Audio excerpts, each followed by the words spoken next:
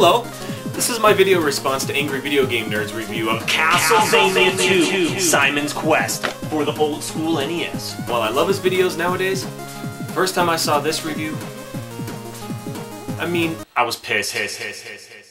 At the time I recorded this video, running a search for Castlevania in YouTube would automatically bring up Castlevania 2, Simon's Quest by the Angry Nintendo Nerd, which is what he used to go by. When I first saw it, I was excited because I hadn't thought about it since I was a kid, but then... This game sucks. Wait, what? There's no way he just said that. This game sucks.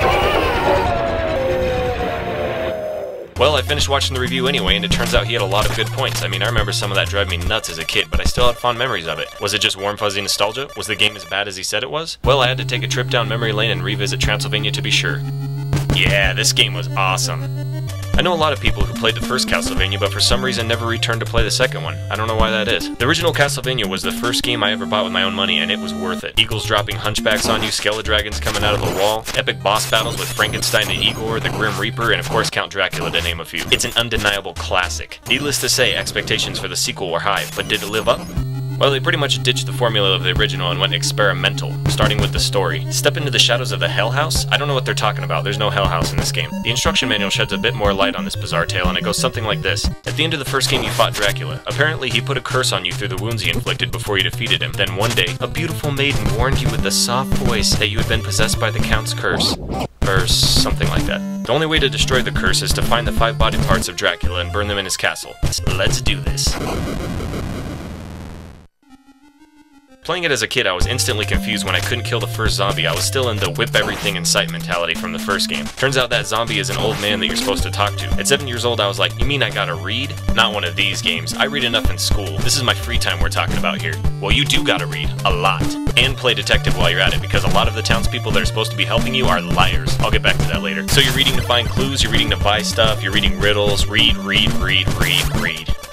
But when you leave the town, this is what I'm talking about. The music is incredible throughout the entire game, and the graphics aren't bad either. This is the Castlevania I expected. I'm whipping skeletons and fishmen like in the first one, and it's fun. The Angry Video Game Nerd's first complaint about the game was the day-night mechanic. I remember the first time it turned from day to night when I was a kid. I was in the middle of whipping a wolf man, and I was thinking, great, now the enemies are talking to me too. I think the main complaint about this is that it takes 10 seconds for the transition, and you can't skip it. Considering this happens every 3 minutes and the game takes around 6 hours to complete, you'll be reading this a lot. It is pretty frustrating, but time stops when you're in a church, store, house, or mansion, so there is some relief. Despite the nuisance of the 10-second transition, the day-night mechanic was pretty innovative and added a sense of urgency to the game. Need to be healed? Rush to the church before the zombies come out. Need to upgrade your weapons? Hurry to the shop before they close and you get whooped. He also said this wasn't very realistic. In real life you don't have to stop and a box doesn't appear. But that'd be pretty funny, right?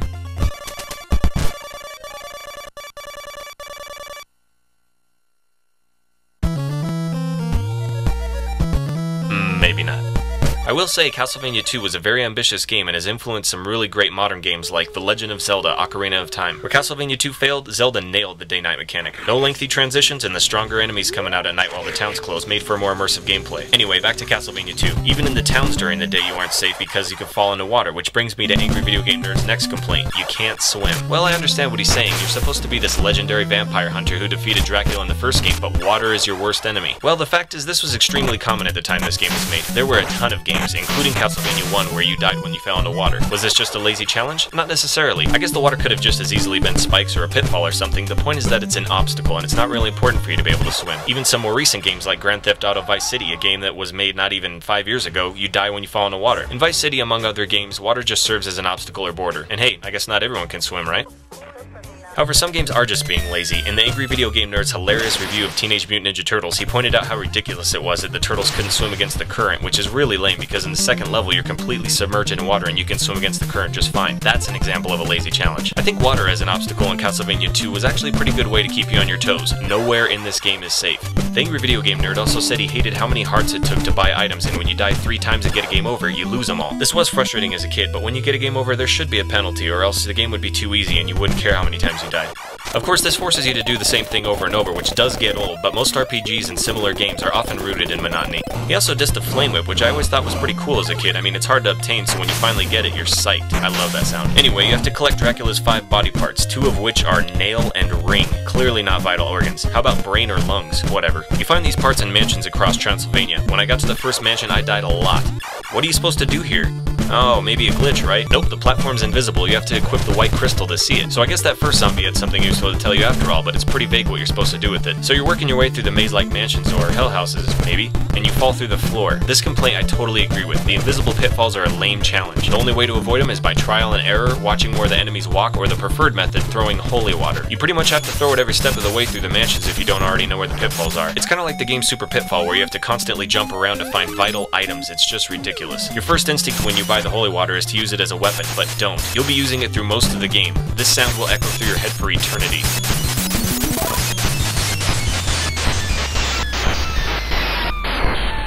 At the end of the mansion, you'd expect there to be a nasty boss like in the first one guarding Dracula's body parts, but you'd be wrong. There are 2 bosses in the game besides Dracula, but it's not even an event. There's no boss theme music and they're really easy. Plus you can just walk right past them if you want. You're gonna want to kill this guy though if you want to beat the game. So there's this orb sitting there that you can't touch. I thought it was a glitch like in the beginning of the mansion, but it turns out you have to buy an oak stake from this dancing merchant and throw it at the orb to open it up.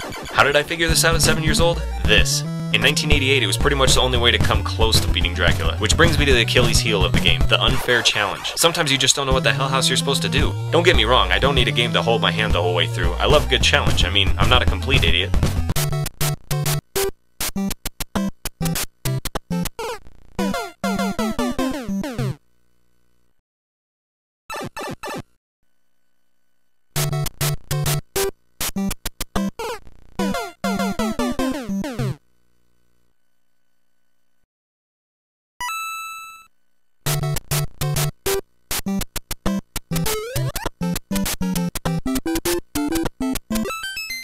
See, I can figure stuff out for myself, but this is ridiculous.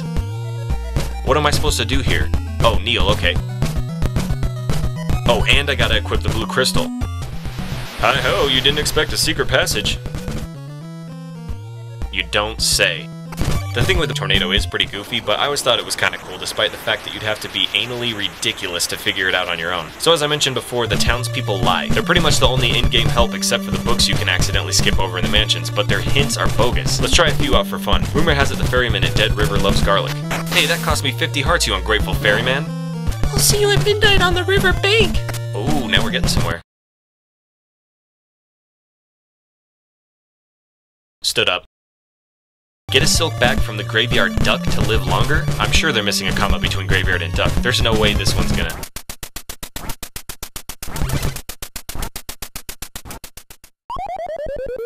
I've heard theories that this is because of a poor translation from the original Japanese version to the English one, but supposedly deception was actually built into the game on purpose, probably to sell guides. Pfft, it's shameful. The Angry Video Game Nerd also thought that the password was too long, but I thought 16 digits wasn't too bad. Metroid and Kid Icarus are terrible with 24 digits and upper and lower case, but for me it's still preferable to the cartridges that have batteries to save your game. Those things suck. I remember being like 20 hours into Final Fantasy when I turned it off without holding reset and it's gone. The enemy-less castle at the end was a bit lazy, but I guess it sort of gave it a creepy atmosphere. So you're gonna burn the 5 body parts and you're done, right? Wrong. Dracula definitely doesn't look like Dracula. He looks more like some kind of Nazi pilot skeleton or something. I guess that's a result of being comprised of nails, rings, and crappy body parts. Yeah, Dracula's pretty easy if you attack him right from the start, but if you give him a chance, you're done.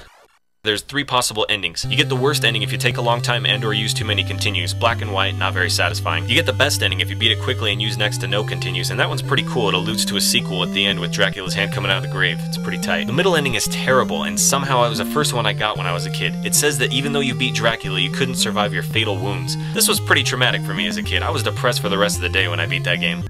So Nintendo is re-releasing their old games on the Virtual Console for the Nintendo Wii. Right now you can get Castlevania 1 and 4, I'd recommend them both. Eventually they'll release 3, which is wicked, and of course they'll release 2, so the question is should you buy it? While I thought I wanted to recommend it despite its downfalls, I can't unless you've played it before and you already know what you're in for. If you're really interested in playing it and you don't mind following a guide verbatim, you might want to give it a shot. So making this video I got a chance to play it again with my friend Reyes, who had never played it before, and he actually liked it even though he kept saying, Seriously? I got a chance to interview him while he was playing to see what his thoughts were on the game. So Reyes, you're playing some Castlevania 2 there, I see. How do you feel about that? What? Sure, I totally, because I got... Oh, man. So you like it? Nice. So there you have it, Castlevania 2. Some people loved it, some people hated it, but if you're like me, you're a quarter of a century old and you live in your parents' basement. Come on up! I'll be right up!